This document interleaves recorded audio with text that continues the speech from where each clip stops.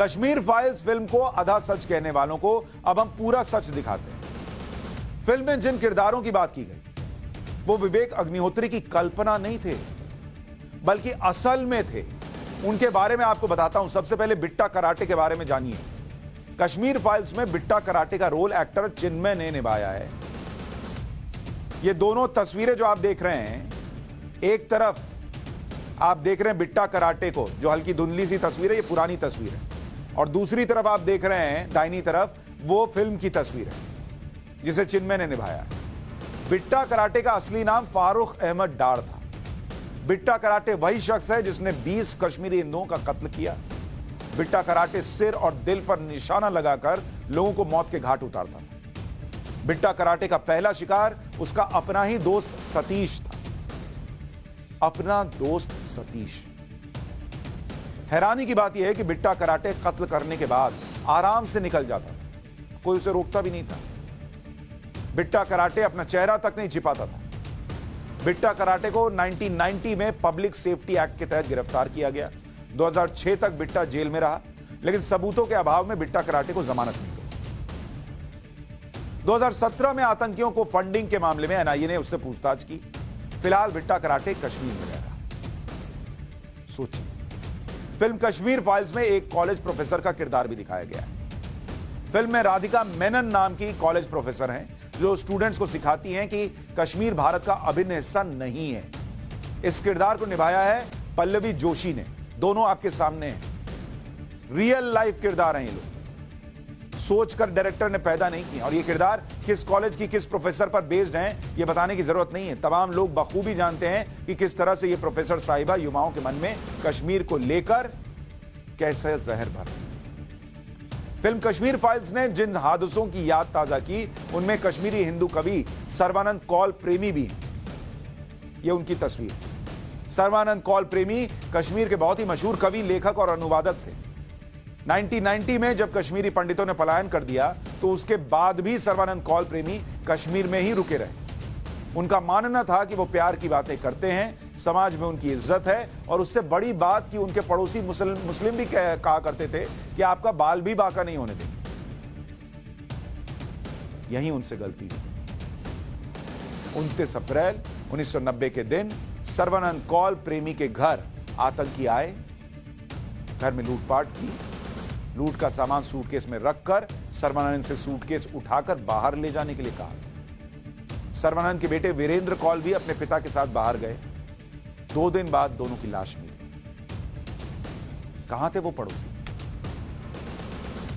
आतंकियों की हैवानियत इस बात से समझिए कि सर्बानंद कौल माथे पर जिस तरह तिलक लगाते थे, वहां लोहे की रॉड से छेद कर दिया गया था। वहां की चमड़ी निकाल ली गई।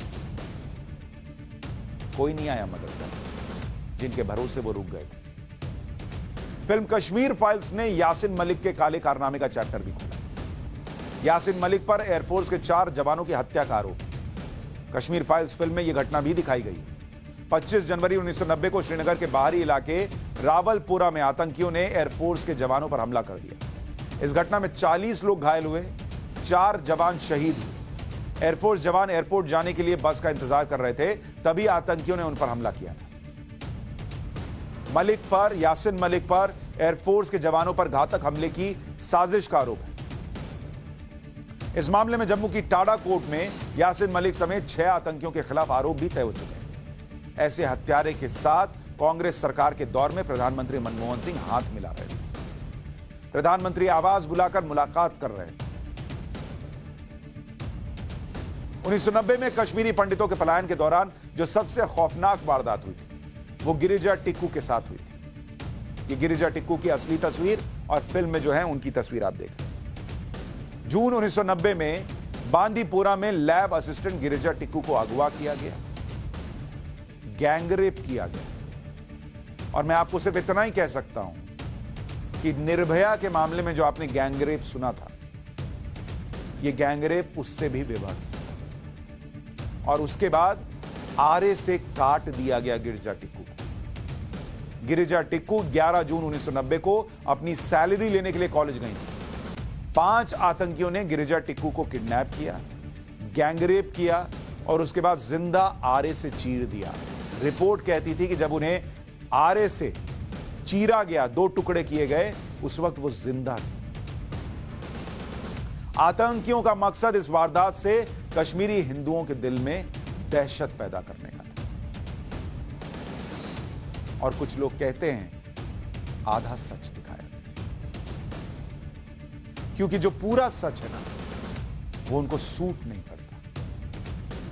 अफसोस इतना है कि 32 साल के बाद जब आखिरकार कश्मीरी हिंदुओं का दर्द बाहर आया, जिसको देखकर इस देश का हर एक नागरिक रो रहा है थिएटर से निकलते वक्त, उस वक्त भी इस देश के कुछ नेता इस दर्द को महसूस नहीं कर पाए। तब तो नहीं किया था, अब भी नहीं कर पाए, क्योंकि यह दर्द उनके एजेंडे में सेट नहीं होता।